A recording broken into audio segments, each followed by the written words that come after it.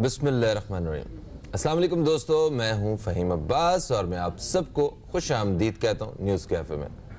और मैं हूं ज़हरा रज़ा। अस्सलाम वालेकुम, good morning and a very warm welcome. उम्मीद करते हैं कि आप खैरियत से होंगे और अपने दिन का आगाज़ अच्छे से कर रहे होंगे। आप बताएं ज़रा, आप खैरियत से हैं? बिल्कुल। आपने दिन का आगाज़ अच्छे से कर लिया है? कोशिश है, अभी कर जारी है कोशिश। चलें आइए एक अच्छा सा आगाज़ करते हैं अपने नाजरीन के साथ बिल्कुल। आज के दिन का। और आज हमने एक बड़ा ही अहम मौजू जो है उसका इंतखाब किया है, जिसको हम प्रोग्राम के पहले हिस्से में ज़ेर बहस लाएंगे। मौजू है गुर्बत से जुड़ा हुआ, मौजू है जुर्म से जुड़ा हुआ। ये गदागरी के हवाले से बात करेंगे। जैसा कि आप जानते हैं कि कराची पाकिस्तान का सबसे बड़ा शहर है, यहाँ करोड़ों लोग रहते हैं। पूरे पाकिस्तान से लोग हिजरत करके यहाँ पे आते हैं। यहाँ पे काम करने के मौके पूरे पाकिस्तान से सबसे ज़्यादा हैं। मेरा ताल्लुक़ ख़ुद एक दूसरे शहर से है, मैं यहाँ पे आके काम करता हूँ। अब कराची मेरा शहर है। खैर, इसी तरह पूरे पाकिस्तान से लोग आते हैं आके यहाँ पे नौकरियों की तलाश भी करते हैं और ये अपने अपने इलाकों से तंग यहाँ पे आके इसी तरह भिखारियों की तादाद जो है वो भी बढ़ती जाती है। और रमज़ान जब भी आता है या रमज़ान आने वाला होता है तो भिखारियों का और गदागरों का एक सैलाब जो है वो उमड़ आता है। सिंध पुलिस कराची में इस वक्त जो है एक पूरी मुहिम का आगाज़ कर चुकी है, जिसमें ये जितने भी ये प्रोफेशनल बैगर्स हैं इनको पकड़ा जा रहा है। और जिनकी जेबों से ज़रा हमें लगता है कि ये भीख मांगने वाले हैं बेचारे, 10-10 रुपये, इनको 5 रुपये, कोई इस तरह पैसे दे रहे हैं। आम लोग जो हैं इनकी जेबों से महंगे महंगे स्मार्टफोन निकलते हैं और इनके पास अच्छे खासे पैसे होते हैं। बिल्कुल। और अभी इन्होंने बच्चों के जो इनकी कफालत में जो बच्चे हैं उनके इन्होंने DNA टेस्ट जो है वो भी करवाना शुरू किए हैं, क्योंकि बहुत सारे अगवाशुदा बच्चे वो भी इस माफिया के हाथ लग जाते हैं और शहर में करोड़ों रुपए दे के ये ठेके लिए जाते हैं भीख मांगने के। और बच्चों को नशा आवर अद्वियात भी पिलाई जाती हैं और जो बच्चे माजूर होते हैं वो भी किराए पे बाकायदा उनको जैसे ठेके पे आपने कहा उनके ज़्यादा पैसे देते हैं ताकि वो, क्योंकि उन बच्चों को ज़्यादा लोग तरस खा के भीख देते हैं। तो एक पूरा कारोबार बन गया है और इस वजह से ही इस मुहिम का आगाज़ हुआ है। और इसके मुताबिक कहा यह जा रहा है कि हम उन जो भी हमसे भीख मांगने आते हैं, जो भी गदागर हैं, उनको पैसे देने के लिए बजाय उनको फूड यानी उनको खाना पीना दिया जाए। आपने वो बच्चों के साथ ज्यादती देखी है ज़रा, जो फुटपाथ पे या एक सड़क पे उन्हें किस तरह बेदर्दी से नीचे गर्मी सर्दी का ख्याल किए बगैर उन्हें रखा जा रहा होता है। आपने वो देखा है जब बच्चों को एक ही जैसे मतलब वो चोट लगी होती है सर पे और निढाल पड़े होते हैं, पता नहीं क्या पिला के उन्हें लटाया होता है। बिल्कुल, मतलब बहुत तकलीफ। जुल्म है ये। और वो बच्चे भी इनके अपने नहीं होते हैं। वो भी सुनने में आता है कि 100, 150, 200 रुपया पर डे के ऊपर जो है वो बच्चा दिया जाता है कि ये लो भीख मांग के आओ। तो ये जुल्म जो है इसको ख़त्म करना होगा और इसी हवाले से आज हम अपने प्रोग्राम में बात करेंगे। हमारे साथ स्टूडियो में बड़े अहम मेहमान शख्सियत मौजूद हैं जिनका तारुफ ज़ारा करवाने वाली है। जी, हमारे साथ मौजूद हैं ताहिर रिजवी साहब जो कि तज्ज़ियाकार हैं। अस्सलाम वालेकुम sir, welcome to the show. कैसे मिजाज? ठीक ठाक। कैसे हैं सर आप? अस्सलाम वालेकुम। जी वालेकुम सलाम। ठीक ठाक है जी हाँ बिल्कुल। आपका भी इन फकीरों से पाला पड़ता है?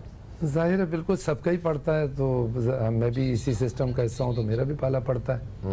और मसला ये असल में कराची का मसला ये कि कराची में हर चीज़ में एहतियात करनी पड़ती है। आप अगर घर से निकलें तो गाड़ी को देखते में एहतियात करें कि कोई गाड़ी वाला आपको ना मार दे, मोटरसाइकिल वाला ना मार दे। अच्छा, जब आप कहीं किसी सिग्नल पे खड़े होते हैं और वहाँ पर आपको पैसे देने होते हैं तो वहाँ भी एहतियात करनी पड़ती है। वहाँ क्या एहतियात करनी पड़ती है? वहाँ दो किस्म की एहतियात होती है। एक तो ये कि देखें कि जिसको मुझे ये पैसे लेने वाला है या मोबाइल लेने वाला है। मोबाइल लेने वाला है, पैसे लेने वाला है। कंटिन्यू करेंगे, हमारा वक्त हो गया एक ब्रेक का। कई मजा आएगा, देखते रहिए न्यूज़ कैफे।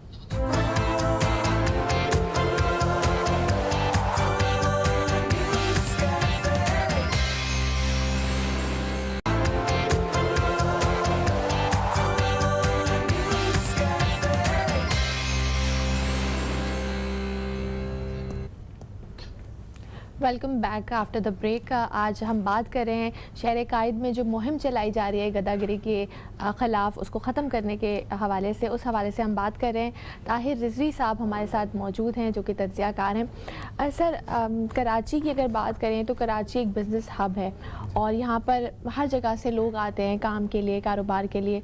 इसी तरह जो भीख मांगने वाले हैं वो भी डिफरेंट सिटीज़ से और गाँव से आकर यहाँ माइग्रेट करते हैं और बाकायदा उन्होंने इस चीज़ को एक पेशा बना लिया, कारोबार बना लिया। अब ये भीख मांगना या गदागिरी लोगों की मजबूरी नहीं बल्कि एक कारोबार बन गया है। तो इस मुहिम को आप किस तरह से देखते हैं? क्या इसका खात्मा या इसमें कमी आएगी? देखिए, मसला ये है, मैंने आपको अभी शुरू में कहा था कि इसमें दो पहलू हैं। कराची वाले को हर चीज़ में एहतियात करनी है। अब शर्म देखें, शरा क्या कहती है, जो मैंने थोड़ा बहुत, मैं कोई इसमें बहुत ज़्यादा मेरा इल्म नहीं है लेकिन मैंने सुना है कि साहिल अगर दरवाजे पे आए तो आप उसको मना नहीं करोगे। ये एक हमारा हुक्म है हमारे पास। दूसरी बात ये, अब ये भी है कि जो हकदार नहीं है या इस तरह का जो नज़र आए कि वो आपको नजर नहीं आ रहा कि इसको जरूरत है तो उसको नहीं दे, ये भी एक पॉइंट ऑफ व्यू ये भी मौजूद है इस्लाम में, एक पॉइंट ऑफ व्यू ये भी मौजूद है। तो इसका मतलब ये हुआ हमारे पर जिम्मेदारी डाली गई है, जो देने वाला है हम पे जिम्मेदारी डाली गई है कि हम देखें कि कौन मुस्तहिक है कौन नहीं है। कराची तब जब लेने वाले बहुत ज्यादा हैं तब तो आपको मुस्तहिक को ही ढूंढ के देना, बिल्कुल ढूंढ के देना, और देना चाहिए, ढूंढ के देना चाहिए। कि अच्छा, ना सिर्फ ये देखें, जिस तरह हमारी एक माशरती जिम्मेदारी होती है ना, हम एक चीज लेने जाते हैं अपने घर के लिए, हम 10 मरतबा उसको देखते हैं, ठीक है, अच्छी है कि बुरी है। सो बिल्कुल इसी तरह जब हम किसी को भीख दे रहे हैं तो ये हमारी रिस्पॉन्सिबिलिटी है, हम देखें कि क्या वो ठीक है। हम किसी की बहुत ज्यादा इतना नहीं कर सकते कि जी हम बिल्कुल आगे जाके देखें, बट बॉडी लैंग्वेज से देखें कि क्या ये मुस्तहिक है, क्या इसकी जरूरत नजर आ रही है। देखिए, एक चीज फहीम जहन में रखिएगा, जो मजबूर होता है, मजबूरी, बेबसी, बेकसी, ये चेहरे पे नजर आ रही होती है, ये इंसानी फितरत है। हो सकता है बहुत से लोग थोड़ा सा मुंह भी बना लें और एक्टिंग भी कर लें, बट जो एक नेचुरल होती है वो नजर आ रही होती है। तो हमारी जिम्मेदारी है कि जब हम किसी को दें तो देख के दें कि क्या वो मुस्तहिक है या नहीं है। कराची का मसला ये, कराची में जिस तरह हर चीज़ मसला है ना, तो कराची में बेकारी भी एक मसला है। यहाँ सारी पानी का, गैस का, बिजली का, उसके साथ साथ एक ये भी है मसला, ये है कि लोगों को मिलता है, जब उनको मिलता है तो वो जाहिर है कि वो फिर जाते नहीं छोड़। कराची के अवाम जो है वो अरबों रुपया सालाना सिर्फ अल्लाह की राह में खर्च करते हैं, चैरिटी पे और इन सारे सदकात खैरात पे। तो वो ये लोग जो हैं उसका फ़ायदा उठाते हैं। बिल्कुल पूरे पाकिस्तान से लोग आते हैं, हज़ारों लाखों की तादाद में आके यहाँ पे भीख मांगते हैं। राना आसिफ हबीब साहब हमारे साथ टेलीफोन लाइन पे। राना आसिफ हबीब साहब, आपको हम खुशामदीद कहते हैं, कैसे हैं आप? ठीक हैं? हेलो जी, हेलो, अस्सलाम वालेकुम राना साहब, कैसे हैं आप? ठीक हैं? वालेकुम अस्सलाम, आप ठीक ठाक? अल्हम्दुलिल्लाह अल्हम्दुलिल्लाह। राना साहब, ये जो गदागरों के खिलाफ एक मुहिम जारी है कराची में, जरा इसके बारे में थोड़ा सा बताइएगा। जी बिल्कुल, ये हाई कोर्ट के अहकाम के ऊपर जो है एडिशनल आईजी कराची गुलाम नबी मेमन साहब की क़यादत में एक इंसदाद गदागरी मुहिम जो है शुरू की गई है, जो 26 जनवरी से जिसका आगाज किया गया था। और पहले मरहले में जो है जिला जनूबी के 10 थानों को और 124 सिग्नल को मॉडल बनाने की कोशिश की गई है। ठीक है। और इसके साथ साथ जो इसमें खास तौर पे जोर दिया गया, जो इंफेंट को इस्तेमाल किया जाता है, ठीक है, गदागरी के अंदर, उसका क्रैकडाउन किया गया कराची के तमाम तर अजला के अंदर। और इसका मकसद बुनियादी तौर पर यह है कि जो बच्चों को, खवातीन को और ख्वाजा सराओं को और वनरेबल ग्रुप्स को इस्तेमाल किया जाता है बहनी के अंदर, उनको एक्सप्लॉयटेशन से बचाया जा सके और इनको जो है माशरे का एक मौसर शहरी बनाया जा सके। सही। कानून क्योंकि बड़ा कमजोर है, जिसकी वजह से इसका इतलाक 1958 से सही मानों में हो नहीं सका। इसलिए एक कमेटी है जिसमें मैं भी शामिल हूँ और उसमें हम एक नया कानून लेके आ रहे हैं जो सिंध एंटी बैगरी एक्ट होगा 2021 का, उस पर काम किया जा रहा है। उसका जो जीरो ड्राफ्ट है वो तैयार हो चुका है। ठीक है। और उसके ऊपर अभी जो है डिस्कशन हो रहा है कि इसको आगे जो है फर्दर दूसरे स्टेक होल्डर से इसकी मुशावरत की जाए और फिर इसको लाया जाए। और हमारा उसमें मेन जिसमें कॉन्सेप्ट है वो वेलफेयर होम का कॉन्सेप्ट है, ना कि इनको किसी जेल में या किसी ऐसी जगह पे रखा जाए जहाँ पे मजीद ये लोग दुश्वारियों का इनको सामना हो। तो वो बुनियादी तौर पर उसमें कॉन्सेप्ट दिया गया कि बहाली के मराकज़ जो हैं वो किस तरह के होंगे, किस तरह काम करेंगे और किस तरह ये ये जो अमल है इसको इस जुर्म को काबिल दस्तंदाजी पुलिस जो है वो कैसे किया जाए और नाकाबिल जमानत इसको किया जाए, ताकि जो हैंडलर है खास तौर पे जो माफियाज हैं, ठीक है, उनको सजा दी जाए सही और जो विक्टिम लोग हैं उनकी रिहेबिलिटेशन की जाए। ठीक है सर, इस पे मजीद बात करेंगे, लेकिन वक्त हो गया एक ब्रेक का। कई का देखते रहिए न्यूज़ के।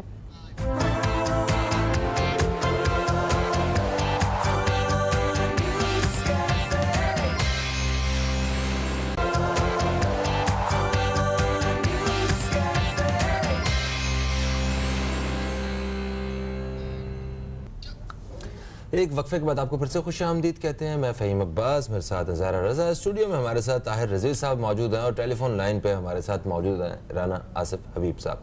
आज हम बात कर रहे हैं गदागरी के खात्मे के हवाले से शुरू होने वाली मुहिम के बारे में। तो राना साहब की तरफ बढ़ूंगा मैं। राना साहब, मुझे ये बताइए कि ये जो मुहिम का आगाज़ हो चुका है, क्या इससे कोई जो बेगरी है इसको डिस्करेज करने में कोई एक बड़े पैमाने पे मदद मिलेगी, या क्या समझते हैं आप, किस किस्म के नताइज सामने आ सकेंगे? ये ज्वाइंट एफर्ट है जिसमें सिविल सोसाइटी है, पुलिस है, प्रोसिक्यूशन है, सब लोग हम मिल के जो काम कर रहे हैं। इस पे इंशाल्लाह आप देखिएगा कि कराची को बैगर फ्री सिटी बनाने में ना सिर्फ मदद मिलेगी, बल्कि जो कानून के अंदर सुकम बाकी हैं उनको दुरुस्त करने के लिए भी एक लॉन्ग टर्म स्ट्रेटेजी जो है वो बनाई जाएगी, ताकि जो एक चीजें आपने देखा अक्सर कानून की जो पेचीदगी है उसकी वजह से जो जराइम पेशा अपराध हैं वो फायदा उठाते हैं। और इसके अंदर जिस तरह जुर्म आपने देखा है कि छोटे बच्चों को नशावर चीजें पिलाई जाती है, तो उसके खिलाफ DNA टेस्ट तक हम जाते हैं कि अगर कोई जरूरत पड़ी है तो DNA टेस्ट भी कराए जाएंगे, ताकि पता लगे कि बच्चे किनके हैं। अपना है, किसी के किराए पे लेके आए हुए हैं या अगवा किए हुए बच्चे हैं, क्या है? जी जी, तो वो भी इसमें मालूम होगा। इसके साथ साथ जो आपको पता है दूसरे जो हसास इदारों के लिए अगर मालूमात इकट्ठा करते हैं बेगरी के अंदर लोग, तो उनका भी क्रैकडाउन किया जाएगा, क्योंकि कराची जो है वो पाकिस्तान की शहरत है और इसके खिलाफ मुतादिद किस्म की साजिशें आपको पता है पहले भी होती रही। तो जी सर, राना साहब थैंक यू सो मच, आप टेलीफोन लाइन पे हमारे साथ थे। हमने आपसे बड़ी मुफीद मालूमात इस सब्जेक्ट के हवाले से, इस टॉपिक के हवाले से हासिल किए। सर आपकी तरफ आएंगे और जैसे कि अभी भी राना साहब ने भी बताया, लेकिन एक सवाल मेरा यहाँ पे है कि दो तरह के लोग होते हैं। एक वो जो कि बहुत ही मजबूरी के तहत भीख मांग रहे होते हैं, और दूसरे वो जिन्होंने अपना इसको पेशा बना लिया है और जिनका कारोबार है। तो उन लोगों के लिए तो ये अच्छा है कि ये चीज़ ख़त्म हो, लेकिन वो लोग कहीं उनका हक तो नहीं मारा जाएगा कि जो वाकई बहुत मुस्तहिक हैं और जो बड़ी मुश्किल से निकलते हैं और भीख मांग के अपने 2 वक्त का गुजारा करते हैं? बिल्कुल सही फरमाया। उससे पहले मैं थोड़ा सा राना साहब की बात को आगे लेके चलूँगा कि आप ये बताएं, कोई दहशतगर्दी है, ये कोई बहुत बड़ा मसला है, यही प्रॉब्लम है ना। यहाँ पर छोटे मसलों में हम लोगों को ऐसा उलझा दिया कि हम समझते हैं देखिए इसको ख़त्म करने में कोई टाइम नहीं लगता, कुछ इतनी बड़ी बात नहीं है ये कि जी इसके लिए कानून साजी हो। आप मुझे बताएं, हेलमेट पहनने का कानून है ना, सिग्नल लगे हुए ना, तो ना हेलमेट पहनते हैं लोग, ना सिग्नल पे रुकते हैं। कानून साजी से कुछ नहीं होगा, इम्प्लीमेंटेशन। और अभी शुरू में उन्होंने कहा कि हमने 10 थानों की हदूद में इसको मतलब एज ए ट्रायल शुरू किया है। देखिए 10 थानों की हदूद में ट्रायल के तौर पे शुरू किया है। ये 10 थाने में यहाँ पर पुलिस जब पकड़ना शुरू करेगी वो आगे वाले 10 थानों में चले जाएंगे। ये तो जब स्टार्ट हो तो इस तरीके से स्टार्ट हो कि पूरे कराची में एक साथ और हर जगह थाना मौजूद है। क्या प्रॉब्लम है? खाली SHO को तो कहना है कि भाई दूसरे को काम करने के बजाय ये जरा इसकी तरफ तुम तवज्जो दो, ये भी तुम्हारी ड्यूटी में आता है। तो अगर हम जब उसको ये चीज़ एक वायरलेस पे पास ऑन हो जाएगा मैसेज DIG की तरफ से, हायर उनके जो ऑफिशियल्स हैं उनकी तरफ से कि जी ये पकड़ना है, आप देखें यूं करके ख़त्म हो जाएगा। आपका सवाल का दूसरे हिस्से में मैं आ रहा हूँ, वाकई ये बड़ा इंपॉर्टेंट है कि अगर हम उन प्रोफेशनल्स की वजह से मुस्तहिक को छोड़ देंगे तो ये बहुत ही मतलब हमारे लिए, माशरे के लिए भी बड़ा होगा। उसकी वजह है कि कितने लोग मर जाएंगे इसमें, कितने लोगों को दवा नहीं मिलेगी, ठीक है ना। कहते हैं जी हम उनको पैसे नहीं देने चाहिए, खाना खिला देना चाहिए। आप मुझे बताएं फ़हीम, अगर फ़र्ज़ करें मेरा कोई बच्चा बीमार है और मैं खुदा न खास्ता या कोई भी वो पैसे मांगने के लिए जाता है और मैं उससे कहूँगा नहीं तुम नारी खा लो, तो क्या उसके बच्चे को बीमारी का हल हो जाएगा? No, this is not solution. You must see. तो सर आप क्या सजेशन देना चाहेंगे कि हुकूमत को बजाय इसके कि हम लोग उनको खाना दे रहे हैं, उनको कोई ऐसी छोटे काम या जैसे शहर की सफाई या कुछ भी छोटे मोटे ऐसे काम दे सकते हैं जिसके एवज वो उनको पे कर सकें ताकि उनका सबसे पहले तो देखिए ये बहुत छोटा सा क्राइम है। इसके लिए पुलिस खाली अगर एक्टिव हो जाएगी ना तो ये गायब हो जाएंगे। ये कोई डाकू और चोर थोड़ी है कि एकदम पकड़े जाएंगे, जेल में जाएंगे, फिर वापस आ जाएंगे। मगर सर जुर्म भी इसी आड़ में होता है। हाँ, जुर्म इसी भी हो रहा है आड़ में सर। होता है। और देखें जहां तक बात है ना, वो मजबूर लोगों की, कि जो वाकई साइल है, जो भीख मांगने पे जो मजबूर हो जरूरतमंद गया, है, जो मुस्तहिक है, तो उसके लिए एक सोसाइटी का हिस्सा होते हुए हमारी भी जिम्मेदारी है कि बिल्कुल हम हमारी अपने किसी न किसी जो रिश्तेदार को, किसी मुलाजिम को इस नहज तक आने ही ना दें कि वो भीख मांग रहा है। ये हमारी जिम्मेदारी है, हमें अपनी आंखें कान खुले रखने पड़ेंगे। वही मैं एक बात मैं आपको बताऊं, यहाँ पर जितने भी अमूमन मांगने वाले हैं ना, वो यहाँ के नहीं है, लोकल नहीं है। उनकी कहाँ से रिश्तेदारी निकलेगी? वो आते ही इसीलिए कि यहाँ कोई देख नहीं रहा है। अमूमन उनके ज़हन में मगर ये टारगेट जॉब भी होता तो नहीं है। वो अपने इलाके में तो नहीं करेंगे ना ये काम, क्योंकि अपने इलाके में करेंगे तो वहाँ उनके मामू, चाचा, ताया सब मौजूद होंगे, तो वहाँ तो नहीं कर सकते ये। बिल्कुल sir, thank you so much sir, आप तशरीफ लाए हैं और इस हवाले से हमने बात की। वक्त की कमी के बायस बहुत सारी बातें आज नहीं भी हो सकी, आइंदा मौका मिलेगा तो इंशाल्लाह ज़रूर इस पर भी मजीद बात करेंगे। एक वक्फे की तरफ हम लोग बढ़ रहे हैं जी, वक्फे से वापस आएंगे तो एक बहुत ही अहम मौजूद पर बात होना भी बाकी है। कहीं मत जाइए, अब तक देखते रहिए न्यूज़ कैफे, देखते रहिए।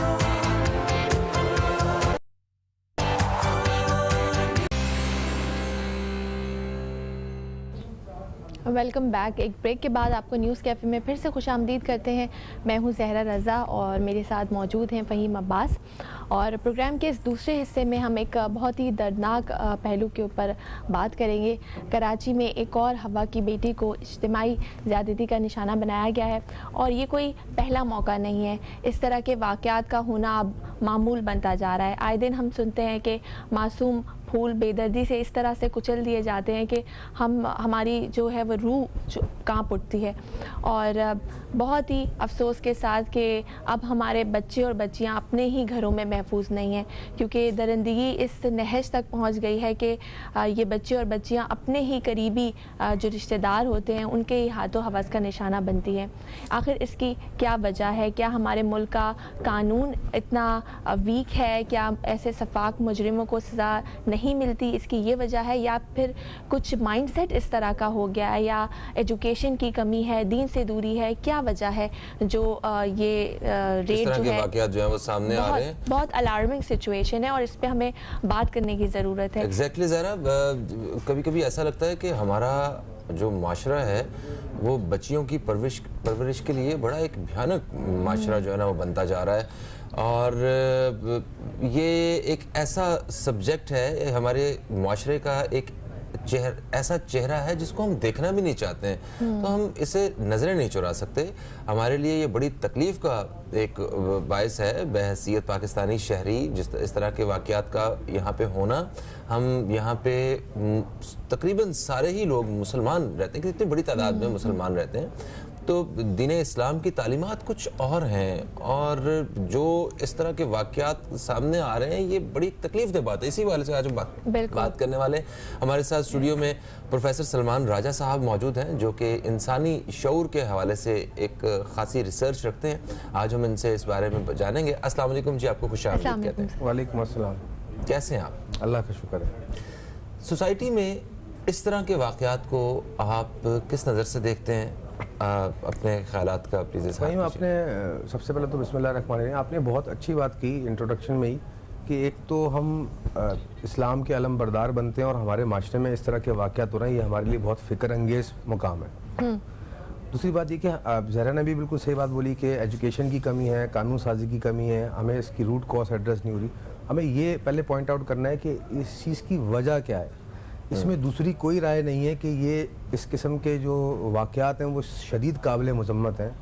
जो सिन्फ़ नाजुक है उससे कायनात में रंग है, रौनक है, और अल्लाह पाक ने भी फरमाया है कि उसकी आप प्रोटेक्शन करें और उसका ख्याल रखें। और हम सिन्फ़ नाजुक के साथ जो मुज़ाहरा कर रहे हैं और जो भी इस किस्म के लोग हैं वो काबिल मज़म्मत हैं। अब बात ये आती है कि ये ऐसे वाक़यात हमारे माशरे में देखने को क्यों मिल रहे हैं, क्यों पनप रहे हैं ऐसे वाक़यात? उसके मुख्तलिफ रुख हैं। आप मेडिकल रुख से भी देख सकते हैं इसको आप फितरी रुख से भी देख सकते हैं, इसको आप दीनी रुख से भी देख सकते हैं, और इसको अकली रुख से भी देख सकते हैं। मेडिकल रुख इसका ये कि जैसे ऐसे टाइप के लोगों को पीडोफाइल कहते हैं, जो इस तरह की जिनसी ज़्यादती के केसेस में सामने आते हैं, रेपिस्ट वेस्ट में कहते हैं, और ये केसेस वेस्ट में भी बहुत ज़्यादा है। तो इसकी फर्दर दो क्लासिफिकेशन है। एक वो लोग जो अपनी इन कैफियत पे कंट्रोल नहीं कर पाते और एग्रेशन में आके ये अमल कर जाते हैं, ठीक है। और दूसरी बहुत बड़ी तादाद इन लोगों की वो है जो मेंटली या साइकोलॉजिकली डिस्टर्ब्ड होते हैं, इस किस्म की चीज़ें देखते देखते देखते देखते उनके दिमाग में खप्त तारी हो जाता है जो उनको ऐसी हरकतें करने पर मजबूर करता है। ओके। और ज़ाहिर बात है उसके बाद सिर्फ पछतावा और नदामत और तबाही है। जिसके साथ हुआ है ये ज़्यादती का मामला और जो कर रहा है, दोनों की ज़िंदगी और आखिरत तबाह है। इसका जो फितरी रुख है, जो हमारा दीन भी इशारा करता है, वो यही है कि इंसान जब बलूगत इख्तियार करता है तो उसको हलाल तरीके से वो मौके प्रोवाइड कर दिए जाए, जिसको हम कहते हैं उसका निकाह कर दिया जाए हमारे दीन में, ताकि वो इन रास्तों की तरफ ना जाए, उसके अंदर ये खप्त या ये जहनी बीमारी पैदा ना हो। अब माशरे में हमारे हो क्या रहा है, क्योंकि दीन से हम दूर हैं, कहो कि हम अलमबरदार हैं बज़ाहिर, लेकिन हम फितरी तौर पे दीन से दूर हैं। हमारा माशरा जो है वो माशी कामयाबी को फोकस करता है कि लोग ये आर्गूमेंट देते हैं कि ये लड़का शादी के काबिल नहीं है तो इसकी क्योंकि फाइनेंशियल स्टेबिलिटी नहीं है, वो पढ़ाई करेगा, और ये लड़की को अभी हम पढ़ा लें। देखें ऐसे भी मिसालें मेरे सामने हैं कि लोग शादी करने के बाद भी पढ़ते रहे। पर सर शादी के बाद भी बहुत सारे ऐसे हम केसेस देखते हैं कि वो शादी हुई भी होती है, उसके बाद भी वो इस तरह के सेक्सुअली एडिक्शन उनको होता है। इस हवाले से बात करेंगे। एक वक्त हो गया एक ब्रेक का, कहीं मत जाएगा, देखते रहिए न्यूज़ कैफे।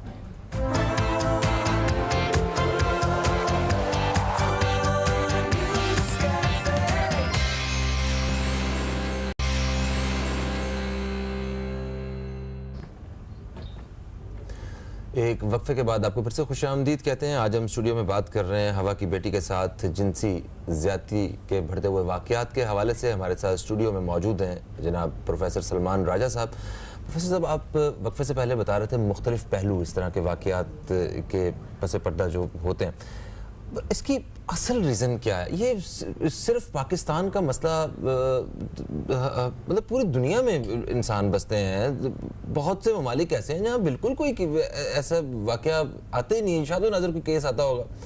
हमारे यहाँ ये केसेस क्यों बढ़ते जा रहे हैं? ये दीन, हमारे पास दीन की ताकत है, मतलब बड़े एक अच्छी कौम से हमारा एक ताल्लुक़ है, उसके बावजूद इस तरह के केसेस शर्मिंदगी हैं। इसका हम दूसरा पहलू भी डिस्कस कर लेते हैं। दूसरे ममालिक में केसेस कम आते हैं, कुछ ममालिक में ज़्यादा भी हैं। ये एक जहनी बीमारी है बेसिकली। जब इंसान अपनी फितरत से दूर होता है, जो अल्लाह ताला ने फितरत बनाई है इंसान की, और फितरत का एक पूरा प्रोसेस बनाया, उसका एक निज़ाम बनाया, एक सोशल सिस्टम बनाया। आप शादी करते हो, घर बसाते हो, बच्चे होते हैं, रिलेशनशिप्स को एंजॉय करते हो, आपके इमोशंस होते हैं, उनको फुलफिल करते हैं ये रिलेशनशिप, वालिदैन से रिलेशनशिप, एक पूरा निज़ाम अल्लाह ताला ने बनाया और उसका पूरी गाइडलाइन दी है दीन की शक्ल में, और वो एन फितरत के मुताबिक, इसलिए हम कहते हैं इस्लाम दीन फितरत। लेकिन अब इंसान जितना दीन से दूर होगा, फितरत से दूर होगा, उतना ज़्यादा जहनी बीमार होता जाएगा, नंबर 1। नंबर 2, इंसान का जो कामयाबी है वजूद इंसानी की, वो इंसान 3 चीज़ों का मजमूआ है, माइंड, बॉडी एंड सोल, जिस्म, रूह और शऊर। अगर उसमें से तीनों में से किसी भी चीज़ का जो तकवीन मिसिंग हो, यानी कि उसको अगर आप मुकम्मल एड्रेस ना करें, तो वो इम्बैलेंस पर्सनैलिटी में जाता है। जो इस किस्म के लोग आप बता रहे हैं, ये सारे जहनी मरीज होते हैं जो अपने के जज्बात को नहीं समझ रहे होते और इस घिनौने अमल में मुब्तला हो जाते हैं। अब ये जो जहनी मरीज जिनको आप कह रहे हैं, क्योंकि हम बहुत सारे लोग देखते हैं जो दीन से, आप कह रहे हैं दीन से दूरी, जो मौलाना है, मौलवी हैं, वो अपने जो मदरसे हैं उसमें रेप कर रहे होते हैं छोटे-छोटे बच्चों को, ऐसे केसेस आ रहे हैं, ऐसे आते हैं। तो अब ये तो एक बीमारी अगर है तो ऐसे लोगों को कैसे आइडेंटिफाई कर सकते हैं? क्या आपने इर्द गिर्द किस तरीके से ये लोग हमें पता चलें कि देखिए जरा पहले तो माफ़ी चाहता हूँ, ज़रा आपके सवाल के साथ ही एक मेरे जहन में भी एक चीज़ मैं चाहता हूँ वो भी ऐड करते हैं। अगर आप इसे बीमारी कह रहे हैं, ठीक है, अगर ये बीमार लोग हैं जो इस तरह के वाक़यात में मुलव्वस हैं, तो बीमार का इलाज सज़ा के साथ होगा या उसको कोई और उसका इलाज का तरीका होगा? आपने बहुत अच्छा सवाल ऐड किया फ़हीम। मैं पहले एक सवाल को एड्रेस करूं कि ये जहनी बीमार लोग आइडेंटिफाई कैसे होंगे और ये क्यों है जहनी बीमार लोग। देखिए ये बड़ी बारीक है हमारे माशरे में, आप ज़रा गौर कीजिए। हमारे माशरे में जिस्मानी बीमारियों का इलाज करने के अस्पताल बने हुए हैं, जिस्मानी बीमारियों को एड्रेस भी किया जाता है। जहनी बीमारियाँ हमारे यहाँ चंद लिमिटेड हैं। या तो कोई बच्चा अगर एबनॉर्मल होगा या कोई एक्सट्रीम डिस्प्ले करेगा जहनी बीमारी का, तो उसको फिर आप या तो मेंटल हॉस्पिटल भेजेंगे या उसकी साइकेट्रिक या साइकोलॉजिकल ट्रीटमेंट थेरेपी करेंगे। लेकिन सिर्फ ये साइकोलॉजिकल और साइकेट्रिक बीमारी नहीं होती, इसके अलावा भी बहुत सारी बीमारियां जो बहुत माइल्ड लेवल पे होती हैं और वो आहिस्ता आहिस्ता आहिस्ता पनपती रहती हैं इंसानी जहन में और बाद में ट्रिगर कर जाती हैं। इसमें कॉर्पोरेट सेक्टर के अंदर, ऑर्गेनाइजेशन के अंदर सेक्सुअल हरासमेंट के नाम से आपने सुना होगा, बहुत ज़्यादा होता है। मोहल्लों के अंदर होता है, क्लासरूम स्कूल्स के अंदर होता है, टीचर, स्टूडेंट, इतने इश्यूज ये सारे हैं, ये क्यों नहीं एड्रेस होते? क्योंकि हम इसको बीमारी क्लासीफाई नहीं कर रहे या उसको इंपॉर्टेंस नहीं दे रहे। जब इस किस्म की बीमारियां शिद्दत पकड़ के किसी इंसान के अंदर ट्रिगर करती हैं तो फिर ऐसे वाकयात रूनुमा होते हैं और फिर हम लोग इसको लेके परेशान होते हैं। एक बात। दूसरी बात, आपने कहा कि ऐसे लोगों को आइडेंटिफाई कैसे करें। देखिए, जब तक आप किसी चीज़ को मानेंगे नहीं, उसको आइडेंटिफाई कैसे करेंगे? अच्छा, मानेंगे कब? जब आपके माशरे में शऊर बुलंद होगा, तालीम आम होगी। हमारे माशरे का फोकस, हम चीखते रहें, लाख बोलते रहें, हमारे माशरे का फोकस माजरत के साथ पैसा कमाना है। हमारे माशरे का फोकस है कामयाबी ले लेना कि मैं बड़ा इंसान, बड़ा आदमी बन जाऊँ, मेरे पास ज़्यादा पैसा आ जाएगा तो मैं कामयाब हो जाऊँगा। कामयाब वो इंसान है जिसका शऊर, जिसकी रूह, जिसका जिस्म बैलेंस्ड है और एक वो मुतमईन इंसान है, अल्लाह का शुक्रगुजार है। ये दीन का एसेंस है हमारे। हमने दीन के ज़ाहिर और दिखावे को पकड़ लिया है, दीन की हकीकतों को हमने बिल्कुल ताक में रख दिया है। तो फिर जब फितरत से दूर होंगे, दीन से दूर होंगे, तो ये चीज़ें रोनुमा होंगी। इलाज क्या सजा दे के इलाज उसका, या उसे हॉस्पिटल की जरूरत है, उसे एक्सपर्ट की जरूरत है, या उसको लटकाने की जरूरत है? मतलब अगर ये बीमार कहते हैं आप। देखिए, अव्वल तो इलाज करने वाले कितने हैं, पहले तो ये भी आइडेंटिफाई किया जाए। कितने लोग हैं जो इंसान की मेडिकल साइड को, इंसान की रूहानी साइड को और इंसान की इमोशनल साइड, तीनों को एक साथ समझते हैं। आप डॉक्टर के पास जाते हैं तो वो कहता है ये साइकेट्रिक प्रॉब्लम है और वो उसको मेडिसिन दे देता है। आप किसी रूहानी बाबा के पास जाते हैं तो वो कहता है ये तो सारा रूहानी मसला है, वो आपको पढ़ने के लिए दे देता है। अच्छा सर, ऐसे लोगों जो ये ऐसे जराइम करना शुरू करते हैं तो इब्तिदा कैसे होती है? क्या आप दूसरों को, मतलब हरासमेंट से इब्तिदा होती है, पहले देखना, फिर उसके बाद दूसरा स्टेप, तीसरा स्टेप? और हमारा कुछ कल्चर कुछ इस तरह का है कि हम उस पहला जो स्टेप होता है अगर वहीं उसको रोक दिया जाए तो ये आगे नहीं बढ़ सकती। ज़रा इसमें बहुत सारे जो फैक्टर्स हैं वो रोल प्ले करते हैं। आप तन्हाई में आप बहुत ज़्यादा ऐसा मवाद देख रहे हैं जिससे आपके जहन में ये खपत और जमा हो गया। आप ऐसे माहौल में रहते हैं, ऐसी सोबत में रहते हैं जहाँ से आपको ये शय मिल गई। आप क्योंकि आपको चीज़ों का एक्सेस नहीं है, आपकी फितरत, आपकी जिनसी ख्वाहिशात हलाल तरीके से पूरी नहीं हो रही, तो आप इस तरफ राग़िब हो सकते हैं। इस तरह बहुत सारे फैक्टर्स हैं जो इन चीज़ों को ट्रिगर करते हैं। आप 22 करोड़ की आबादी है, आप कितने इंसानों को आइडेंटिफाई कर सकते हैं जो ऐसे कर रहे हैं? इसका एक ही हल है कि ऐसे एक्सपर्ट्स जो अवामी लेवल के ऊपर आके इन चीज़ों को क्लैरिफाई करें, लोगों की तरबियत करें। और वही कि मैं हमेशा कहता हूँ आपके प्रोग्राम में कि किरदार साजी की शदीद फुकदान है हमारे माशरे में। आप जब तक किरदार बुलंद न करेंगे लोगों का, तो तब तक ये वाक़यात रूनुमा होते रहेंगे और हम अफसोस करते रहेंगे। ये वाक़यात वो वाक़यात हैं जो रूह को, जिसके साथ होता है उसकी रूह को भी तार तार कर देते हैं। और जो सुनने वाले हैं, जो दिल रखते हैं, जो गम रखते हैं, जो फिक्र रखते हैं, उनके लिए भी ये खून के आंसू रोने के बराबर होता है। अच्छा सर, ज़्यादातर हम रेप केसेस जो देखते हैं, स्पेशली बच्चों की अगर बात करें तो उनके करीबी रिश्तेदार होते हैं, पड़ोसी हैं, जानने वाले हैं, ज़्यादातर कोई जानने वाला ही होता है। तो ऐसे में माँ बाप की क्या जिम्मेदारी बनती है? किस तरह से वो अपने बच्चों को एजुकेट करें? और इस तरह के लोगों से, मतलब आप किसी भी गैर पे आप भरोसा नहीं कर सकते। इवन अगर आपका अपना रिश्तेदार भी है तो आप उस पर भरोसा इस तरह नहीं कर सकते।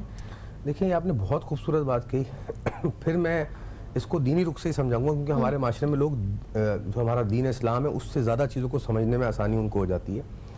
तो इसकी अवेयरनेस एक तो माँ बाप को खुद होनी चाहिए कि वो कौन से साइंस हैं कि कोई रिश्तेदार या कोई भी इंसान जो उनके सर्कल में है वो इस किस्म का है। एक तो उसको आइडेंटिफाई करने की उनको माँ बाप को तमीज़ होनी चाहिए, नंबर 1।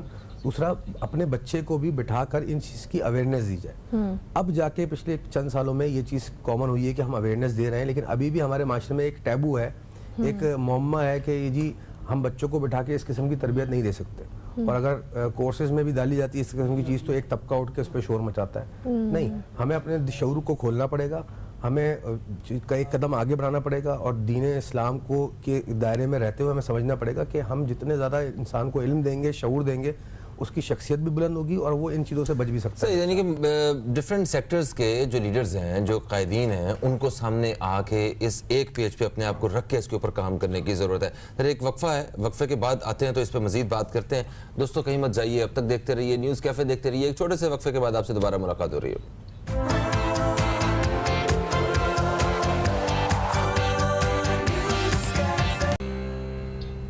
जी प्रोफेसर साहब, हम वक्फे से वापस आ चुके हैं और वक्फे से पहले भी हमने मुख्तलिफ नुक्तों में बात की है। अभी थोड़ा सा और आगे बढ़ते हैं। वालिदैन को आप क्या कहना चाहेंगे? वालिदैन के हवाले से बात हो रही थी, क्या बच्चों की अपने बच्चों की तरबियत में थोड़ा सा हमें एक तो तब्दीली लाने की ज़रूरत है, और दूसरा शादियों के हवाले से आपने शुरू में बात की। हमारे यहाँ जो शादी के जो निकाह के जो मेयार बन चुके हैं वो बड़े मुख्तलिफ हैं। हर एक को शादी करनी है अपने बेटे या बेटी की अपने जैसे लोगों के बीच में, या कोई बहुत जो जिसकी बहुत ज़्यादा इनकम हो, घर हो अपना, उसकी बहनें भी ना ज़्यादा हों, माँ बाप भी मर चुके हों तो ज़्यादा, तो हमने तो और किस्म के म्यार बना लिए हुए हैं। तो शादी बहुत देर से हो रही है, मुश्किल हो गया मुश्किल हो चुका है दूसरे गलत कामों से। सबसे आपका पहला सवाल कि वालिदैन को क्या करना चाहिए। नंबर 1, वालिदैन को, वो किसी भी तबके से ताल्लुक़ रखते हैं, उनको ये शऊर रखना चाहिए कि जब उनके बच्चे को यही नहीं पता होगा कि जिनसी ज़्यादती क्या चीज़ है, तो वो कैसे आइडेंटिफाई करेगा उसके साथ जिनसी ज़्यादती हो रही है, पहले से थ्रेट को कैसे वो समझेगा।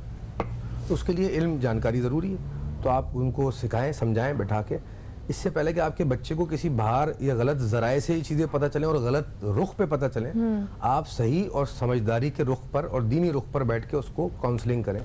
जो आज भी दीनी घराने जिनको मैं जानता हूँ, तो उनके घर में ये तरीक़ाकार है कि जैसे ही बच्चा बलूगत की तरफ जाता है, चाहे वो लड़की हो तो माँ उसकी काउंसलिंग करती है, और लड़का हो तो बाप उसकी काउंसलिंग करता है, उसको बैठा के समझाता है कि बेटा ये आपका वजूद है, ये फितरत है और ये दीन कहता है।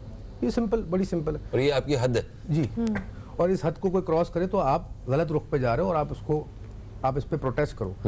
ऐसे बहुत सारे केसेस मेरे पास आते हैं जो यंग बच्चे हैं और कराची के इलाकों के हैं जो सेक्सुअली अब्यूज हुए होते हैं। एक तो रेप केसेस तो जो होते हैं वो फिर हाईलाइट अगर होते हैं तो फिर सामने आते हैं, लेकिन ऐसे बहुत सारे केसेस हैं जो मिनिमल सेक्सुअल अब्यूज़ के ज़िम्मे में आते हैं, और वो कॉमन है हमारे शहर के अंदर। मुझे इसमें बोलने में ज़रा सी भी कबाहत नहीं है, बल्कि मुझे अफसोस होता है ये बोलते हुए। और कई जगह पे हरासमेंट होती है बच्चों के साथ और उनको ये बात पता भी नहीं होती, क्योंकि उनको इस बात का शऊर नहीं होता। सर, आप क्या समझते हैं कि स्कूल्स में एक निसाब ऐसा होना चाहिए जो सेक्सुअल एजुकेशन के ऊपर जो है वो बच्चों को मतलब इतना एजुकेट कर दे ताकि उनको सही और गलत में और ये अवेयरनेस उनको आगाही हो जाए इस बात पहले की। तो मैं वो शादी वाले पे थोड़ा सा बात कर लूँ कि उसका हमने पहले भी जिक्र किया फ़हीम कि ये दीन से दूरी है। आप कह तो रहे हो हम दीन पे चलते हैं, उसका एक बड़ा अच्छा कॉल है एक फ़लसफ़ी का कि अगर किसी इंसान के बारे में जानना चाहते हो कि वो क्या है, उसकी हकीकत क्या है, तो वो क्या कहता है इस पे गौर नहीं करो, वो क्या करता है इस पे गौर करो। तो हमारी कौम में क्या बयानात दिए जा रहे हैं, क्या कहा जा रहा है, उस पे गौर ना करें। हमारी कौम एक्चुअली कर क्या रही है उस पे गौर करें। कर वो ये रही है कि उसने अपने स्टैंडर्ड बनाए हुए कि जी पैसा कामयाबी है। इंसान की एक फितरत है, उसकी एक शख्सियत है, उसका एक वजूद है। आप बलूगत इख्तियार करेंगे, आपकी जिनसी ख्वाहिशात हैं वो एक्टिव हो जाएंगी, मेडिकली आपका बॉडी में टेस्टोस्टेरोन और एग्रेशन जनरेट होना शुरू हो जाएगी।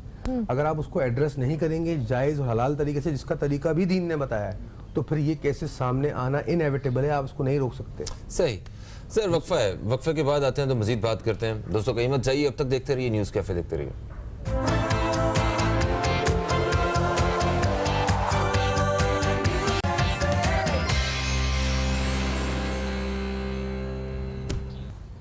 Welcome back after the break. हम बात कर रहे हैं आज हवा की बेटी के साथ ज़्यादती के जो केसेस हैं वो बढ़ रहे हैं, उसके हवाले से हम बात कर रहे हैं। प्रोफेसर सलमान राजा साहब हमारे साथ मौजूद हैं। सर, ब्रेक पे जाने से पहले हम बात कर रहे थे कि अगर सेक्सुअल एजुकेशन की बात की जाए तो इसको स्कूल्स में कुछ इस तरह का सिलेबस होना चाहिए ताकि बच्चों को ये बताया जा सके कि गुड टच क्या है, बैड टच क्या है, उनको एजुकेट किया जा सके। उस हवाले से आप क्या कहेंगे? क्या ज़रा ये थोड़े अरसे पहले जब ये केसेस उठना शुरू हुए थे तो कुछ स्कूलों ने इम्प्लीमेंट करने की कोशिश की, तो उस पर एक तबके को इख्तलाफ हुआ कि जी ये इस तरह की तरबियत बच्चों को नहीं दी जा सकती। मैं इससे इख्तलाफ भी करूँगा और ये भी कहूँगा कि ठीक है, मीडियम पे आपको इख्तलाफ हो सकता है कि किस तरह तरबियत दी जाए, लेकिन ये तो सब इस बात पे मुत्तफिक हैं कि ये तरबियत देनी है ज़रूरी बच्चों को ताकि माशरे में अवेयरनेस फैले। अब आप मीडियम जो है वो स्कूल के ज़रिए ना डालें, निसाब के ज़रिए ना डालें, तो आप घरों में माओं को तरबियत दे दें, डिजिटल मीडिया से उसको यूज़ कर लें, सोशल मीडिया को यूज़ कर लें। आप ऐसी अवेयरनेस कैंपेन्स चला दें। एक ज़माने में लेडी हेल्थ वर्कर्स थी, उनको ट्रेन किया गया था, उनके ज़रिए ये ट्रेनिंग भी ख़वातीन को दिलवाई जाए। ये नीड ऑफ द आवर है, ये अशद ज़रूरत हो गई है हमारे माशरे में कि इस चीज़ की अवेयरनेस लोगों तक पहुँचे। वंस अवेयरनेस पहुँचेगी 5 साल 10 साल और ये ट्रिकल डाउन होगी, बच्चों तक आएगी, और वो बच्चे जब बड़े होंगे तो वो इस शऊर के साथ बड़े होंगे कि माशरे में इन चीज़ों को अवॉइड करना है और ऐसे लोगों पर नज़र भी रखी जाएगी, डिस्करेज होगा ये मामला। तो फिर जाके ये कहीं 5-10 साल में मामला सुधरेंगे। अदरवाइज अगर हम इस पर एक्ट नहीं करेंगे तो ये केसेस की फ्रिक्वेंसी बढ़ने का खदशा है। सर इस तरह के जो वाक़यात हो रहे हैं, जिस तरह जो एक तो हालिया वाक़या जिस पे हम बात कर रहे हैं, उससे पहले एक और वाक़या जिसमें मीडिया ने बहुत ज़्यादा हाईलाइट किया, मोटरवे ज़्यादती केस जो है, और भी कोई ऐसा नहीं है कि कोई महीनों बाद वाक़यात आते हैं। आप अखबार खोलें, आपको रोज़ाना कोई ना कोई जो है ना वो वाक़या आपको मिल रहा होता है, सीन ने शीन के साथ ज़्यादती कर दी और इस तरह के जो सर इन वाक़यात को डिस्करेज करने के लिए कानून साजी की ज़रूरत तो है, और उस कानून साजी पे भी जब बात हुई कि इनको जो रेप केसेस वाले जो मुजरिम हैं इनको सजाए मौत दी जाए, उस पे भी दो अलग अलग किस्म के बयानात आ गए। जिन लोगों ने कानून बनाना है मिलके वही कंफ्यूज हैं, वही एक पेज पे नहीं है। सिलेबस की बात करते हैं तो जिस पे फायदा आवाम का और आवाम के बच्चों का, वो कंफ्यूज है यहाँ पे। तो कैसे कोई एक जगह पे खड़े हो सकते हैं? मैं थोड़ी तल्ख बात करूंगा, शायद कुछ लोगों को गिराह गुजरे, लेकिन हकीकत हक बयान करना जो है वो उसूल है जी। वो तल्ख बात ये कि देखें, इंसान वो गुफ्तगू करता है जो उसके ओपिनियन होते हैं और उसका माइंडसेट होता है। जितने भी लोग हैं हमारे मुल्क में जो इन मामलात को लेकर क्रिस्टल क्लियर है कि ये हमारे माशरे में ये चीज़ होनी नहीं चाहिए और उसको हर सूरत स्टॉप करना है, वो अगेंस्ट नहीं जाएंगे या वो चीज़ इस पर इख्तलाफ नहीं करेंगे कि ऐसे लोगों के लिए कानून साजी जो की गई है उसमें सजाए मौत देनी चाहिए। हाँ, इसमें एक एलिमेंट है कि भाई कोई अगर गलत इल्ज़ाम लगा दे इस चीज़ का तो वो कानून मिस यूज़ हो जाएगा। तो उसमें ऑब्वियसली कानून जब बनाए जाते हैं तो उन चीज़ों का ख्याल रखा जाता है और ऐसे फर्दर पॉइंट्स डाल सकते हैं जो इसको सिक्योर करें कि कोई इसका मिस यूज़ ना कर ले। एग्जैक्टली। लेकिन ये चीज़ काबिल बर्दाश्त या टॉलरेबल नहीं है हमारे माशरे में कि हम ये चीज़ कानून साजी को हम के सिर्फ सज़ा दे दें उनको, ये सज़ाए मौत न दें। मेरी सजेशन ये कि सज़ाए मौत देनी चाहिए। आखिरी बात मैं ये कहना चाहूँगा कि ये जो इंसान होते हैं जो ये अमल करते हैं, ज़रा मवाजना कीजिए एक जानवर में और इंसान में बुनियादी फ़र्क क्या होता है। जानवर जो होता है वो ख्वाहिशात के कब्जे में होता है, उसको सिर्फ 3 काम है, सोना, खाना और जिनसी ज़रूरत पूरी करना, इसलिए हम उसको जानवर कहते हैं, कितने भी जानवर उठा लें। और इंसान को अल्लाह ताला ने बनाया है, उसको जानवर से बढ़कर एक चीज़ अता की है जिसको हम अकल या शऊर कहते हैं, और उसको मर्जी दी है। तो जो लोग अपनी मर्जी से गिरकर ख्वाहिशात के काबू में आ जाते हैं और ऐसे अमल करते हैं वो जानवर जैसे ही होते हैं, उनको जानवर ही कहना चाहिए और जानवर से भी बदतर होते हैं। सही। अच्छा, सोसाइटी में शॉर्टली कि हम सबको क्या किरदार अदा करने की जरूरत है, ये क्या सोच एक पैदा करने की जरूरत है आज जो लोग जो माइंडसेट है उसको कैसे बदल सकते हैं सर? देखिए, एक तो मैसिव अवेयरनेस, दूसरा ये कि मैं हमेशा आपके प्रोग्राम में कहता हूँ कि कैरेक्टर बिल्डिंग नहीं है। यूनिवर्सिटी में डिग्रियाँ बट रही हैं, इंफॉर्मेशन बट रही है, आप इंजीनियर बना रहे हो, आप डॉक्टर बना रहे हो, आप जो है आलिम दीन सो कोड बना रहे हो, आप MBA बना रहे हो, इंसान कहाँ बना रहे हो? किरदार किधर? वो जेंटलमैन अप्रोच, वो एक जो किरदार हमें रसूल पाक सल्लल्लाहु अलैहि वसल्लम की शख्सियत से मिलता है कि वो उनके पास तमाम औरत, मर्द, जानवर, इंसान, मखलूक महफूज फील करती थी, अच्छा फील करती। वो किरदार नहीं हमारे यहाँ माशरे में बन रहा। तो वो कितना भी 2 MBA करके जब एक बंदा जाके किसी ऑर्गेनाइजेशन में बैठता है तो वो MBA तो होता है अपना फाइनेंस का या मार्केटिंग का, जो भी उसकी डिग्री होती है वो काम तो बेहतरीन कर रहा होता है, लेकिन इंसानों की तरह बिहेव नहीं कर रहा होता। ऑफिस के अंदर सेक्सुअल हैरेसमेंट के केसेस कॉमन है आइदर। बिल्कुल बिल्कुल सही आपने। Sir thank you so much, आप तशरीफ लाए, इस हवाले से हमने बात की। मेरा ख्याल है कि हम सिर्फ मीडिया पे बात ही कर सकते हैं, ऐसे मौज़ूआत को हम हाईलाइट कर सकते हैं। ये सिर्फ मीडिया की जिम्मेदारी नहीं है। आप जिस शोबे में काम करते हैं, जिस पोजीशन पे हैं, आप इन वाक़यात को डिस्करेज करें, अपना किरदार अदा करें। फ़हीम अब्बास को, ज़हरा रज़ा को इजाज़त दें। आप दोस्तों से इंशाअल्लाह फिर मुलाकात होगी, तब तक के लिए खुदा हाफ़िज़। पाकिस्तान जिंदाबाद।